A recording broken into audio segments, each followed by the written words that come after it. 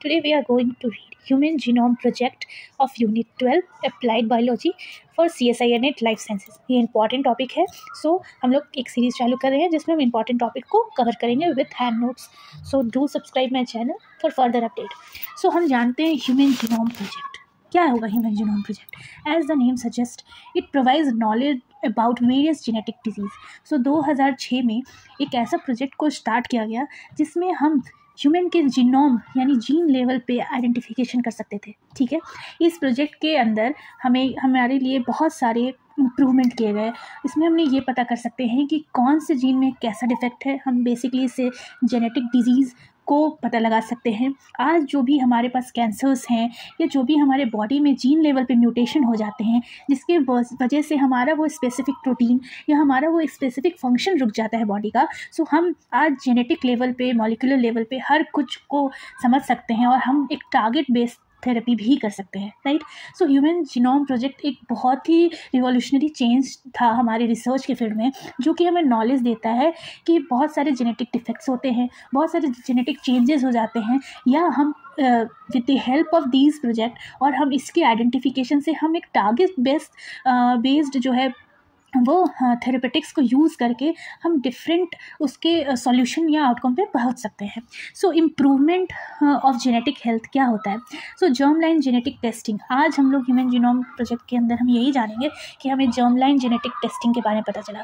Germ line genetic testing क्या है, जैसे हमारा स्पर्म एंड ओवा है और हमारे पेरेंट्स में अगर कोई जेनेटिक डिजीज़ होता है या डिफेक्ट होता है तो हमारा जो भी फर्टिलाइजेशन होता है एग एंड ओवा का, बेसिकली हम स्पर्म में से उस पर्टिकुलर डिफेक्ट को आइडेंटिफाई करके उसमें चेंजेस ला के एंड देन हम जो है उस डिफेक्ट को सही करके और वापस से एक अच्छे इंडिविजुअल का, एक अच्छे जाइगोट को फॉर्म कर सकते हैं विदाउट एनी डिफेक्ट। इसके वजह से जो है हमारे साथ हमारे लिए बहुत सारे इलाज कर पाए, हमारे बहुत सारा चेंजेस आया, जैसे सिस्टिक फिब्रोसिस का, सिकल सेल एनीमिया का, टेस्ट कैट डिजीज़ेस का। ये सारे जो भी डिजीज़ेज अभी हैं ये बेसिकली जेनेटिक बेसिस पे हैं जिनको जर्म लाइन जेनेटिक टेस्टिंग से हम पता लगा सकते हैं और आज उसके पे भी रिसर्च चल रही है और हम उस पर उसके थेरेपेटिक्स के बारे में भी सोच रहे हैं।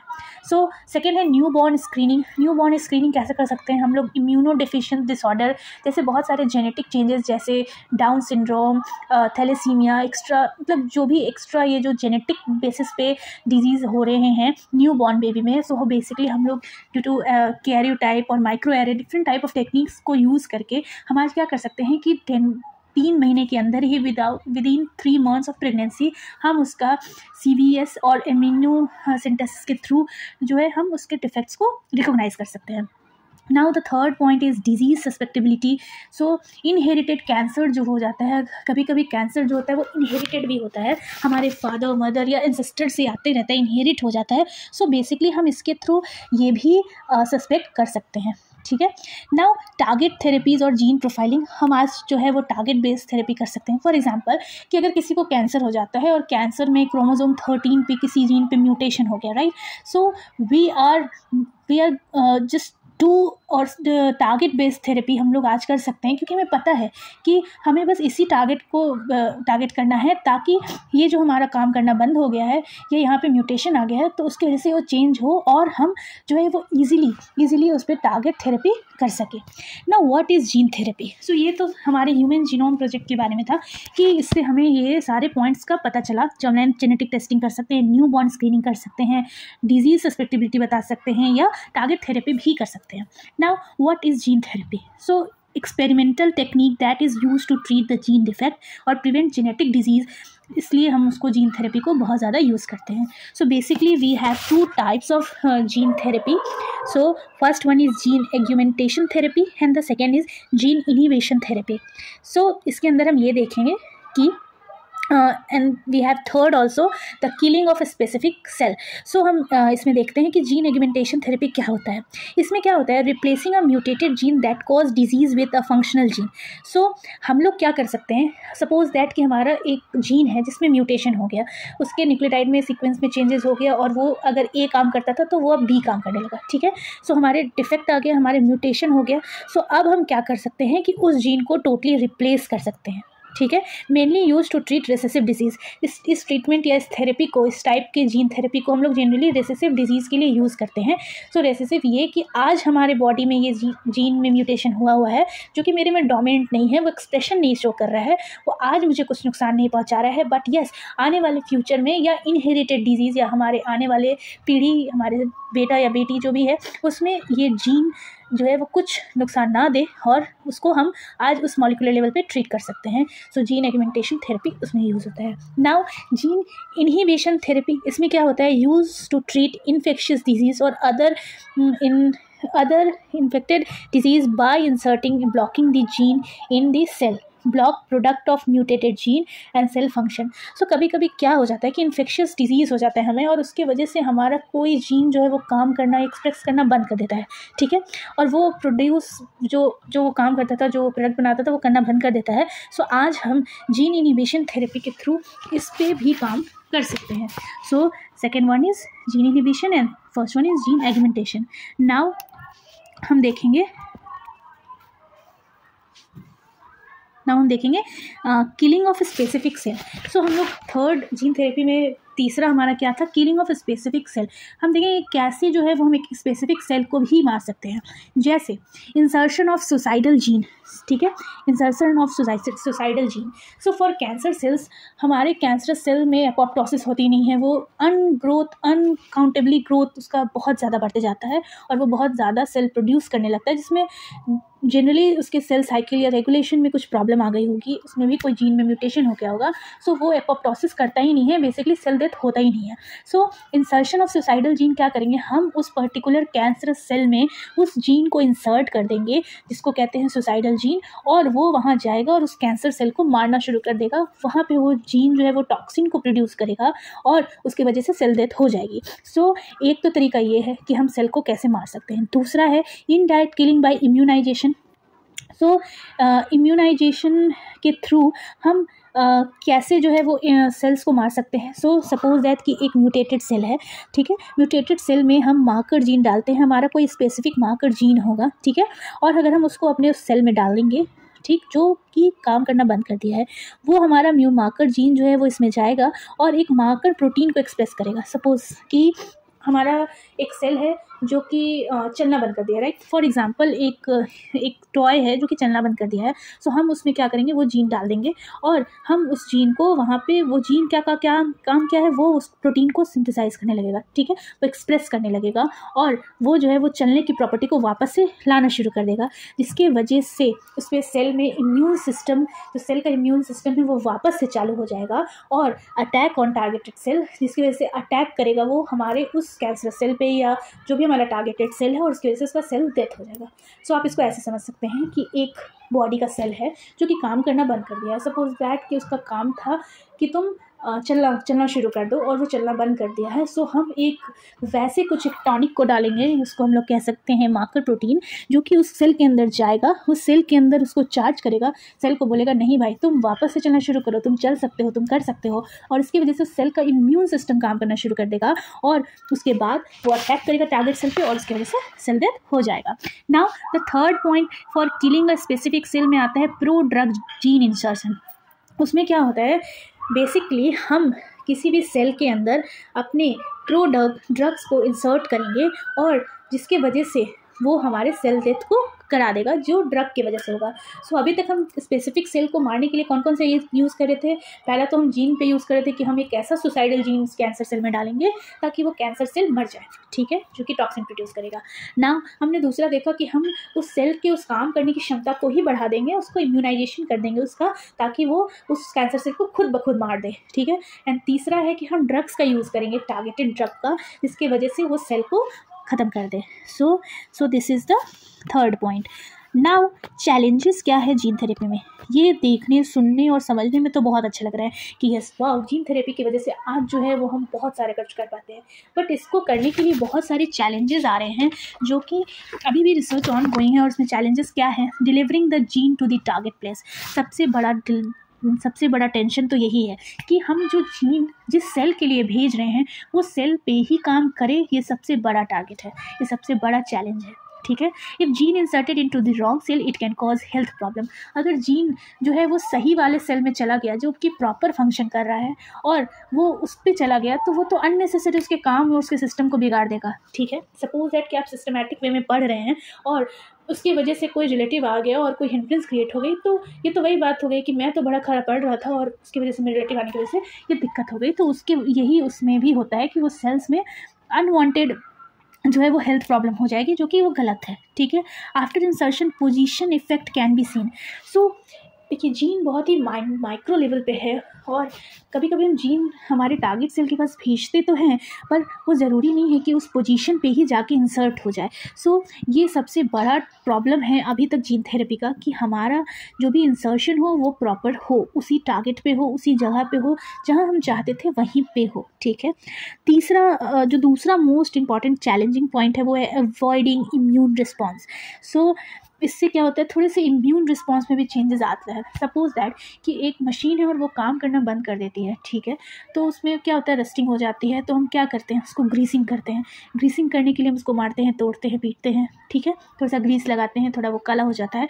सो उसी तरीके से ये भी है कि हमारा सेल काम करना बंद कर दिया था, वो इम्यून रिस्पॉन्स देना बंद कर दिया था और हम फिर से वापस से उसको काम कराना शुरू कराने लगेंगे तो कुछ ना कुछ इम्यून रिस्पॉन्स तो ज़रूर बिगड़ेगा, ठीक है। नाउ द थर्ड में important point is making sure that new gene does not disturb the function of other gene. ये सबसे बड़ा और इम्पॉर्टेंट पॉइंट है कि हमारा जो न्यू जीन हमने इंसर्ट किया है वो हमारे फंक्शनल जीन का काम मत बिगाड़े। सपोज दैट कि आपने एक जीन को भेजा है कि तुम इसी टारगेट पे जाके लग जाना, वो वहीं लग जाता है, लेकिन कहीं वो बदमाशी करना शुरू ना कर दे, वो कहे कि भाई तुम भी हटो, मैं तुम्हारे काम को भी डिस्टर्ब करूँगा। सो ये भी एक मोस्ट इम्पॉर्टेंट चैलेंज है जो कि हमारे जीन थेरेपी पे होता है।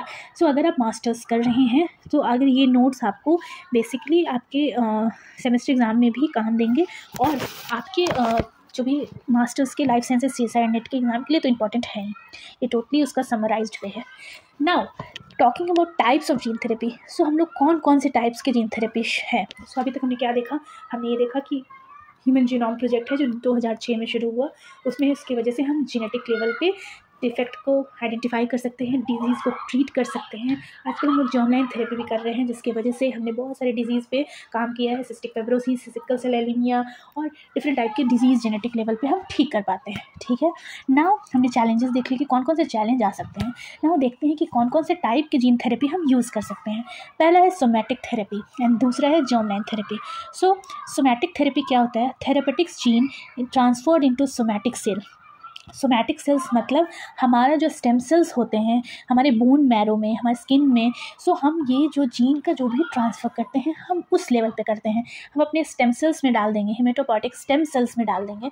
सो स्टेम सेल क्या करेगा, स्टेम सेल से हमारे RBC WBC जो भी सारे डिफेक्ट्स होंगे हमारे जिस लेवल पे, उस लेवल पे ही ट्रीट होने लगेंगे, ठीक है।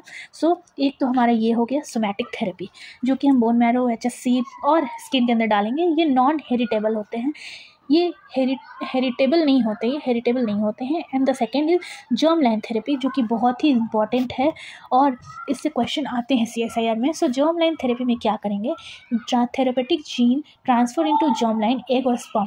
इससे पहले भी मैंने बात किया था इसके बारे में कि जर्म सेल्स जो होते हैं हमारे एग और स्पर्म, उसमें अगर जो भी 23 आता है chromosome, and what we do, हम लोग उस 23 का क्रोमोसोम डिटेक्ट करेंगे, हम उसमें देखेंगे कि इसमें कौन से लेवल पे म्यूटेशन है एंड हम लोग उसी लेवल पे उसको ठीक करेंगे, फिर उसका बहुत सारा मास प्रोडक्शन करेंगे, हमारे फिर से बॉडी में इनकॉर्पोरेट करेंगे, दैट इज स्पर्म एंड ओवा को, और हम जो है उसका ट्रीटमेंट उसी हिसाब से करेंगे, ठीक है। सो इंपॉर्टेंट है germ line therapy and very advancement. बताइए आज हमारे ओवम एंड स्पर्म के अंदर भी जो भी दिक्कत है उसको भी हम आइडेंटिफाई कर सकते हैं।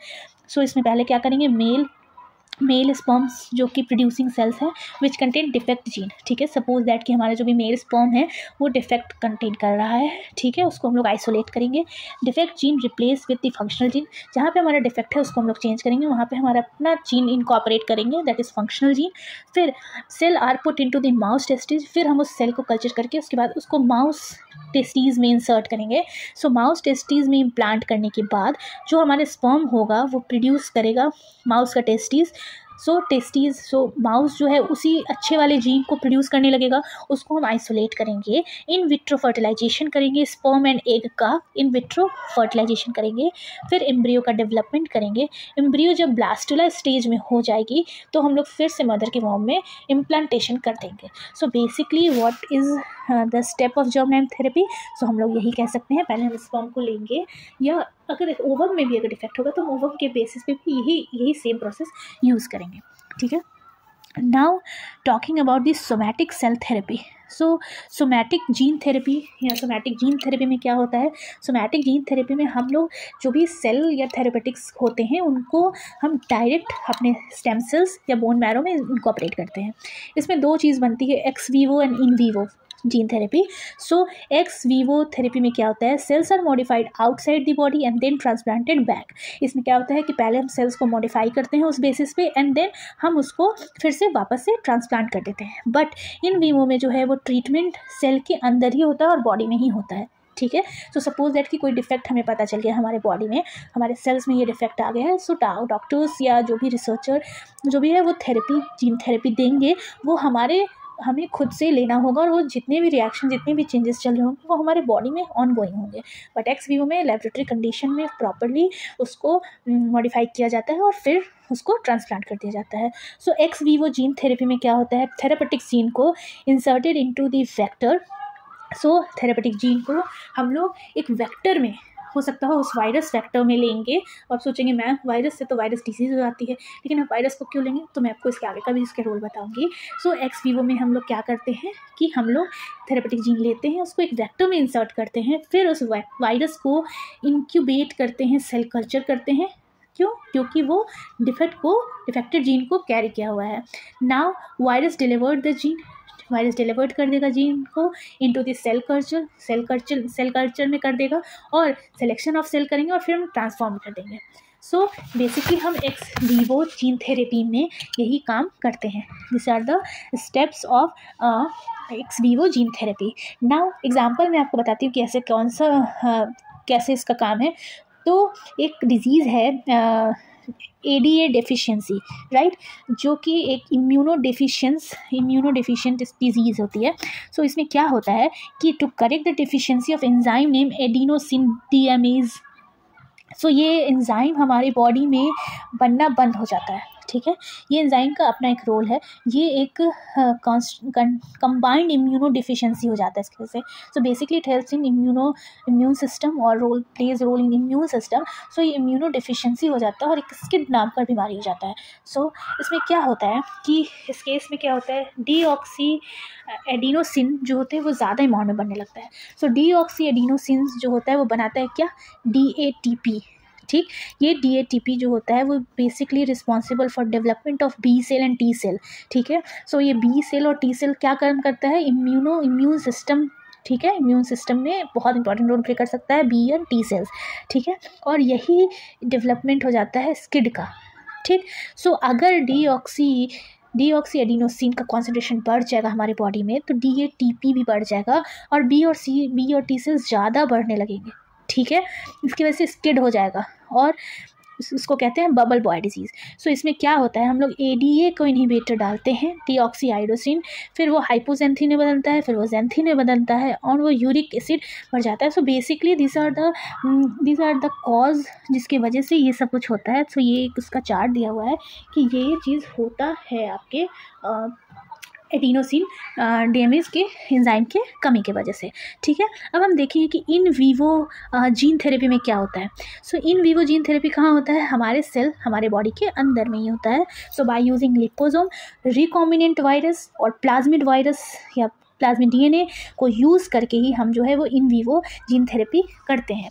इन वीवो जीन थेरेपी जो होता है वो premark in the cell that can not be culture outside the body. इसका रीइम्प्लांटेशन नॉट पॉसिबल, जैसे brain cell. So brain cells जो होते हैं हम उसका इम्प्लांटेशन नहीं कर सकते। तो बेसिकली अगर मान लो कि किसी को ब्रेन में डिजीज़ हो गया या कहीं एल्वियोलिस में डिजीज़ हो गया तो ये इन वीवो जीन थेरेपी जो है वो बहुत इंपॉर्टेंट रोल प्ले करती है। वो टारगेट बेस्ड थेरेपी होती है और हम लोग जनरली लिपोसोम, रिकॉम्बिनेंट वायरस और प्लाज्मिड DNA को यूज़ करके इसको काम करते हैं इसका। फॉर एग्जांपल CFTR ट्रीटमेंट, जिसमें CL चैनल को होता है, एल्वियोली के सरफेस सूख जाता है इसमें, CFT बार, सिस्टिक फाइब्रोसिस जो भी डिजीज़ है, सो उसमें यही होता है कि जो जीन होता है वो जीन ऑफ CFTR जो होता है वो इनहेल्ड बाय ह्यूमन, इनहेल्ड कर लिया जाता है ह्यूमन का, एल्वियोलाई इन्फेक्टेड बाय वायरस। सो क्या होता है कि हम लोग CFTR जो भी जीन होती है वो हम इन वीवो को कैसे यूज़ करते हैं, उस जीन को मॉडिफाई करते हैं, उसमें CFTR जीन डालते हैं और उसके बाद उसको ह्यूमन के द्वारा इनहेल करवा दिया जाता है। वो हमारे एल्वियोलीज के पास जाती है हमारा वायरस, और जीन जो है वो इंसर्टेड बाय द वायरस, और वो जीन जो है वो वायरस के द्वारा इंसर्ट हो जाती है। सो सपोज दैट कि हम एक वायरस है, इस वायरस में एक जीन जो है वो इंसर्ट कर दिया जाता है, उसको हम लोग इस CFTR जीन को, और वो इनहेल होता है ह्यूमन बॉडी के थ्रू, और जैसे ही वो हमारे एल्वियोलीज में जाता है वो वायरस अंदर जाके अपना काम करना शुरू कर देता है और ये जीन को इनकॉर्पोरेट कर देता है, जिसकी वजह से वहाँ पे फर्दर सेल ग्रोथ होती है और हमारा जो एल्वियोलीज का फंक्शन करना बंद हो गया था, जो सूख गया था और जो काम करना बंद कर दिया था, वो प्रॉपरली काम करना शुरू कर देती है। So this is all about the CFTR की ट्रीटमेंट ऑफ CFTR। ठीक है। So now talking about the vector use in gene therapy. So what are the vectors which are use in gene therapy? So basically हम लोग अगर target based therapy कर रहे हैं तो हमारे लिए कोई ना कोई इंजन तो चाहिए कि वो वहाँ जाए और उस पर वो काम करे। सो इसके लिए हमने वेक्टर्स को यूज़ किया। वेक्टर कौन सा? वेक्टर होता है वायरल वेक्टर और नॉन वायरल वेक्टर। जैसे अभी हम लोगों ने देखा कि CFTR cystic fibrosis transmembrane conduction regulators में जैसे वो काम किया, वो क्या करता है कि ये एक प्रोटीन है जो कि बैलेंस बनाता है सॉल्ट और वाटर का हमारे बॉडी में। सो CFTR is found in the surface of the cell that produce mucus, sweat, saliva, tears and digestive enzyme. So ये जो है वो सिस्टिक फाइब्रोसिस का जैसे ट्रीटमेंट हुआ। नाउ अब हम देखेंगे कि कौन कौन से वेक्टर होते हैं जो कि काम करते हैं इन जीन थेरेपी। सबसे पहला है वायरल वेक्टर एंड दूसरा है नॉन वायरल वेक्टर। अब आप सोचेंगे कि मैम वायरल वेक्टर कैसे काम करेगा, वो तो अलग जाके ड्रामा करेगा, और नॉन वायरल तो समझ में आता है, लेकिन वायरल कैसे काम करेगा? सो वायरल वेक्टर का काम ये होता है कि वायरल वेक्टर में भी उसके कंडीशन होता है। पहले हम ऐसे ही वायरस को यूज़ नहीं करते हैं एज अ वेक्टर, उसके पीछे उसको प्रॉपर उसका कैरेक्टरिस्टिक देखा जाता है। पहला तो कैरेक्टरिस्टिक ये देखा जाता है कि वो टारगेट करे राइट सेल के पास, मतलब एकदम जो सेल हो वहीं पे जाके वो काम करे। हम लोग वैसा ही वेक्टर, स्पेसिफिक वेक्टर को चूज़ करते हैं। दूसरा है इंटीग्रेशन ऑफ जीन सेल, सो हमारे जो भी जीन हमने भेजा है वो प्रॉपर्ली इंटीग्रेट कर दे। तीसरा है एक्टिवेशन ऑफ जीन, सो वो जो हमने जीन जो इनएक्टिवेट हो गया था या हमने जीन भेजा है वो एक्टिवेट कर दे। चौथा है अवॉइड हार्मफुल साइड इफ़ेक्ट, और हम कोशिश यही करते हैं कि जो भी साइड इफ़ेक्ट्स हो वो ज़्यादा ना हो और कम से कम हो, ताकि जो है कोई भी दिक्कत ना हो। ठीक है। Now talking about the viral vector. So हम लोग कौन कौन से वायरल वेक्टर का यूज़ करते हैं? सबसे पहला यूज़ करते हैं रेट्रोवायरस, दूसरा है एडिनो वायरस, तीसरा है एडिनो एसोसिएटेड वायरस, चौथा है हर्पिस वायरस एंड पांचवा है सेडेनी वायरस। सो बेसिकली इस वायरस का काम क्या होता है? अगर हम लोग बात करते हैं सिर्फ रेट्रोवायरस सिस्टम की, सो रेट्रोवायरसेस कैसे काम करता है? सो ये जो है वो रिकॉम्बिनेंट रेट्रोवायरस होता है, जिसके पास एबिलिटी होती है कि वो होस्ट सेल के जीनोम के साथ जाकर इंटीग्रेट कर दें। सपोज दैट कि एक वायरस का अपना जीन है, हम उस पर अपना स्पेसिफिक जीन उसके साथ भेज रहे हैं, हमारा वो सिपाही है और वो उसको ले के जाता है हमारे होस्ट बॉडी में, और उसका काम यही होता है कि जो जीन हमने उससे भेजे हैं, जो हमने मैसेज भेजा है हमारे बॉडी के सेल के पास, वो वहाँ जाए और उस पर वो काम करना शुरू कर दे। Target cell must be dividing. एक कंडीशन होती है कि रेट्रोवायरस के साथ कि टारगेट जो भी हमने टारगेट सेल पे भेजा है, ठीक है, वो जो है वो डिवाइडिंग फेज में होना चाहिए। ठीक है। It carries 5 kb size of DNA। ये 5 kb लार्जर 5 kg से ज़्यादा जो है वो साइज़ को कैरी कर सकता है। इसका डिसएडवांटेज यही होता है can cause oncogenic activation in ex vivo condition. So इसका यही एक ड्रॉबैक है रेट्रोवायरस का कि ये ऑन्कोजेनिक एक्टिवेशन कर देता है एक्स वीवो कंडीशन में। So there the several vectors, उसका अपना अपना एक काम है। सो रेट्रोवायरस जो होता है वो एक्सप्रेशन पीरियड इसका लंबा समय के लिए होता है। ठीक है। जीन जो इंट्रोड्यूस होता है वो लो होता है, इंटीग्रेटर इन क्रोमोसोम स्लो होता है ये। ठीक है। फिर आता है ल्यूनेट वायरस RNA, फिर एडिनो वायरस जो कि डबल स्टैंड DNA होता है, वो शॉर्ट उसका एक्सप्रेशन पीरियड होता है। जीन इंट्रोडक्शन मीडियम लेवल पे होता है, इंटीग्रेटर इन क्रोमोसोम लो होता है, शॉर्ट टर्म के लिए होता है जीन एक्सप्रेशन, बट हाँ इसका जीन एक्सप्रेशन जो होता है ये एडिनो वायरस का वो सेफ होता है, ठीक है, इसका सेफ होता है। एंड रेट्रोवायरसेस और लिनेट वायरसेस का नॉट सेफ होता है, मतलब सेफ नहीं होता है जनरली, इसके लिए हाई रिस्क पॉइंट पे हम इसको भेजते हैं ना। वैसे एडिनो एसोसिएटेड वायरस जो होते हैं उसका भी एक्सप्रेशन लॉन्ग टर्म पे होता है, उसका भी जीन इंट्रोडक्शन मीडियम लेवल पे ही होता है, integrated in the chromosome medium या लो होता है, बट कैपेसिटी भी कम होता है और लेस सेफर है, मतलब ठीक ठाक है, काम कर देता है थोड़ा थोड़ा। Now talking about the sandy virus जो कि सिंगल स्टैंडर्ड आरएनए पे है, इसका भी एक्सप्रेशन मिड या शॉर्ट टर्म ही होता है, जो भी जीन इंट्रोडक्शन है हाई होता है, integrated in the chromosome non integrated है, साइटोप्लाज्मिक आरएनए वेक्टर है, बेसिकली साइटोप्लाज्मिक पे काम करता है जो कि सेफ है, ठीक है। हर्पिस वायरस जो कि डबल स्टैंडर्ड डीएनए पे काम करता है, लॉन्ग टर्म होता है, मीडियम होता है इसका gene introduction, and integrated in the chromosome infect neuron. So आपने किसी को हर्पिस होते हुए देखा है, अगर आपको पता है तो आप इससे समझ सकते हैं, ये जो होता है वो लेसर सेफर होता है, मतलब जनरली इतना सेफ नहीं होता है। नाउ हम लोग फिर तब इतने में से कंक्लूड कर सकते हैं कि ये तो इतना सेफ़ नहीं होता, बहुत सारी दिक्कत आती है, तो फिर हमें इस वेक्टर को क्यों लेना चाहिए, ठीक है।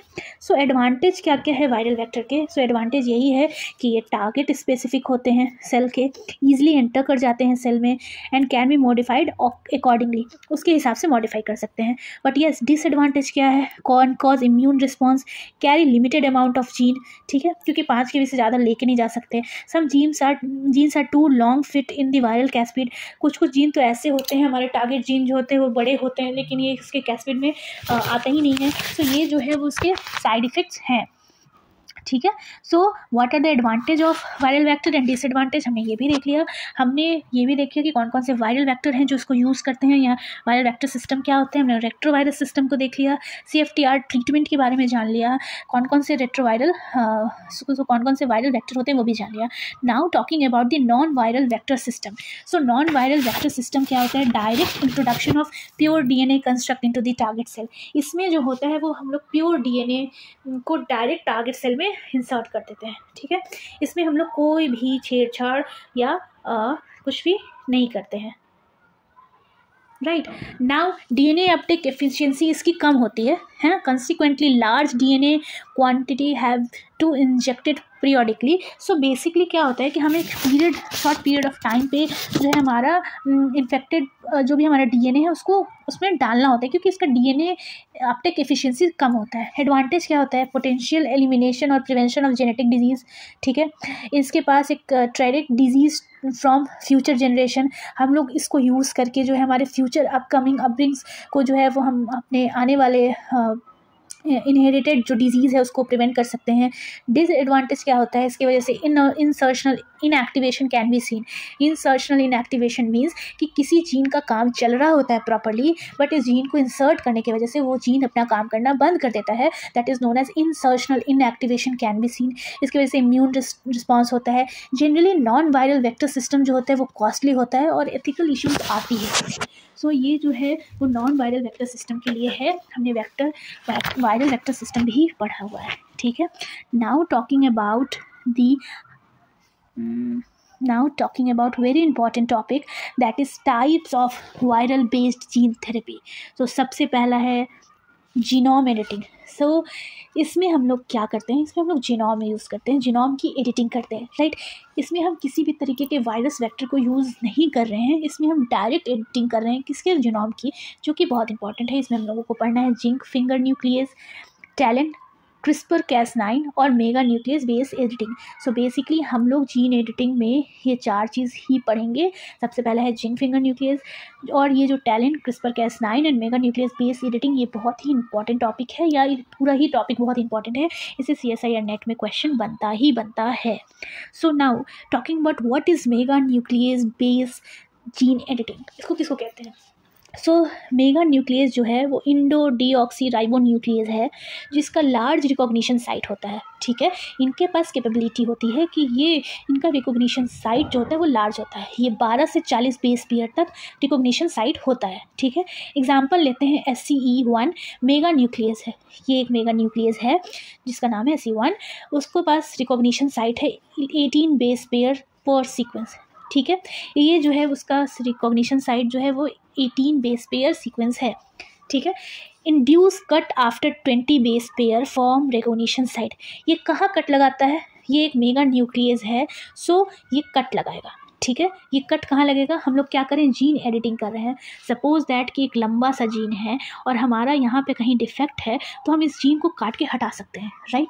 सो हम लोग अब जो न्यूक्लियस का यूज़ कर रहे हैं, न्यूक्लियस का, वो हम लोग फॉर एग्ज़ाम्पल लिए हैं SCE1, ठीक है, जिसका कैपेबिलिटी ये है कि 18 बेस पेयर तक ही सीक्वेंस को रिकॉग्नाइज करता है, 18 के बाद जो भी होता है वो वहाँ पे कट लगा देगा, ठीक है। तो सपोज दैट कि हमें पता चल गया है कि एक प्रोटीन है, एक एमिनो एसिड का सीक्वेंस है न्यूक्लियोटाइड का, जिसमें जो है वो 21 नंबर पे या 20 नंबर पे ही डिफेक्ट है, ठीक है, म्यूटेशन है। सो हम क्या करेंगे, इस मेगा न्यूक्लियस को भेजेंगे SCE1 को, और वो क्या करेगा, वो 20 जहाँ पे 20 नंबर होगा वहाँ के बाद से वो कट लगाना शुरू कर देगा।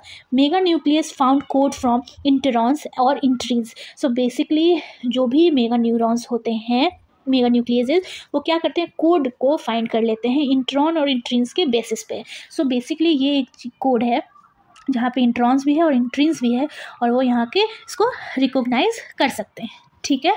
सो आर्की बैक्टीरिया, यूबैक्टीरिया, यूकैरियोट्स, ये सब में पाए जाते हैं। एंड मेगा न्यूक्लियस, यहाँ पे डिफरेंट टाइप के मेगा न्यूक्लियस हैं जो कि ये काम करते हैं। SCE1 discovered in mitochondria yeast. So basically हम लोगों ने ये देखा कि हम लोग जीन एडिटिंग कर सकते हैं, कोई भी जीन में डिफेक्ट है अगर उसके सीक्वेंस में, तो हम उसको कट छट कर सकते हैं। सो काट छट कैसे करेंगे, काट छट हम करेंगे कि हम उस जगह को काटने के लिए, कहीं एक प्रॉपर सीक्वेंस पे काटने के लिए हमें एक प्रॉपर कुछ चाहिए तो टूल। सो हम लोग मेगा न्यूक्लियस का यूज़ करेंगे जो कि 20 से 12 से 40 मेगा बेस पेयर पे वो रिकॉग्नाइज कर सकता है। सो SCE1 क्राई1 जो कि क्लोरोप्लास्ट ऑफ द क्लाइमेटोसोनास एंड डीमोल आर्कीबैक्टीरियम, ठीक है, यहाँ पे ये कट लगा सकता है। Now talking about the next one, that is so how mega nuclease recognize और इंड्यूस कट। सो कैसे रिकॉग्नाइज करेगा, सो बेसिकली वो एक स्पेसिफिक सीक्वेंस ऑफ न्यूक्लियोटाइड को रिकॉग्नाइज करेगा और रिकॉग्निशन साइट से, और वहीं से कट लगा देगा, ठीक है। Now second about zinc finger nucleus. So हमारे पास एक बीटा शीटेड प्लेट है जो कि एंटी पैरेलल है, ठीक है। सो ये क्या करता है, alpha helix in these motif can be recognize N2 base in major groups of DNA, जो कि द FOC1 जो कि एक रिस्ट्रिक्शन इंडो न्यूक्लियस है। रिस्ट्रिक्शन इंडो न्यूक्लियस मतलब वो अंदर की तरफ न्यूक्लियोटाइड का कट लगाएगा एसोसिएटेड विद द स्ट्रक्चर। तो बेसिकली आप देख रहे हैं ये दो एंटी पैरेलल थिंग्स है, बीटा प्लेटेड शीट है, यहाँ पे एक ये अल्फा हेलिक्स है, ये अल्फा हेलिक्स है। सो इसका काम यही है क्या, कि कहीं पे ये FOC1 इंडो न्यूक्लियस आएगा और वहीं पे वो कट लगाएगा। सो यहीं पे कट लगा देगा। So zinc finger motif present in the FOC1 endo nuclease, जो कि ZFNS जो है जो कट लगाता है। The sequence recognition and specific are determined by, हम लोग इसका कैसे ये इसका सीक्वेंस को आइडेंटिफाई कर लेंगे कि एमिनो एसिड का sequence of each finger, number of fingers और interaction of nucleus domain. So zinc finger nucleus जो है वो ऐसे ही कट लगाता है। Now talking about the and the target can be modulated by changing amino acid sequence in alpha helix recognition। अब हम लोग बात करेंगे टैलेंट के बारे में, that is transcription activator like effector nucleus, जो कि एक अनदर जीन एडिटिंग का टाइप है। उसमें क्या होता है, ज़ैंथोमोनास जो होता है एक बैक्टीरिया होता है जो कि प्लांट पैथोजन होता है, राइट। ज़ैंथोमोनास जो होता है वो सिक्रीट करता है एक इफेक्टर प्रोटीन को, वो effector protein into the cytoplasm of the host plant, ठीक है। ये जो है वो इफेक्टर प्रोटीन जो होता है वो transcription activator like effector protein है। ये बेसिकली एक्टिवेट कर देता है ट्रांसक्रिप्शन के प्रोसेस को, इसलिए हम इसको कहते हैं टेल प्रोटीन, ठीक है। सो ज़ैंथोमोनास एक बैक्टीरिया है, प्लांट पैथोजेन, जो कि सिक्रीट करता है इफेक्टर प्रोटीन को, जो कि ट्रांसक्रिप्शन को एक्टिवेट कर देता है। इसको हम कहते हैं इसको टेल प्रोटीन, ठीक है। टेल प्रोटीन जब बढ़ जाएगा हमारा, तो टेल प्रोटीन जब बढ़ जाएगा तो plant is more susceptible to the pathogen. So plant उस टाइम पे मोर पैथोजेन के से ज़्यादा इन्फ्लुएंस हो जाएगा। नाउ टेल प्रोटीन जो होता है वो बाइंड करता है डीएनए के साथ। कैसे बाइंड करता है? To DNA is mediated by the central region of protein that contain the array of 33 to 35 amino acid sequence. So basically ये रिकॉग्नाइज करता है कहाँ? 33 to 35 एमिनो एसिड के सीक्वेंस को। Out of 35 amino acids only 2 amino acid responsible for change in binding affinity of the DNA basis. So basically TALE protein क्या करता है? टेल प्रोटीन जो है वो एक इंडोन्यूक्लियस एक्टिविटी करता है, और टेल प्रोटीन जो है वो FOC1 इंडोन्यूक्लियस के साथ जाता है और वहाँ पे बाइंड करके कट लगाता है, ठीक है। सो इस बेसिस पे हम इसका एडिटिंग कर सकते हैं, that is known as TALEN. Now talking about the CRISPR-Cas9, जो कि बहुत ही इंपॉर्टेंट टॉपिक है, इससे क्वेश्चन डेफिनेटली आता है। So that is cluster regulatory interspaced host palindromic repeats. ये जो है एरे को आइडेंटिफाई करता है, और ये रिपीट्स जो है पैलिंड्रोमिक सीक्वेंस होता है। स्पेसर सीक्वेंस होता है also present between the repeats. CRISPR present in the operon, ठीक है, कंटेन Cas9 जो कि इनकोड करता है Cas प्रोटीन को। एक प्रोसेसिंग प्रोटीन है ये, ठीक। Cas9 जो है वो इंडोन्यूक्लियस एक्टिविटीज़ करता है और can degrade the targeted viral genome. So this is all about the human genome project, their type, their gene therapy, their type, the vector which are used in gene therapy, the non-viral vector, the viral vector, the process.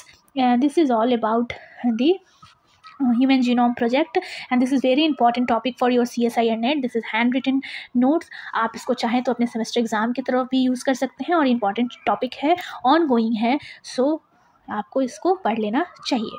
That's all, thank you everyone. और आपको इसी तरीके की मेरे इस important series को join करके रखिए, आपको बहुत ही अच्छे अच्छे कॉन्सेप्ट पता चलेंगे, और ईजी वे में, और हैंड रिटन नोट्स।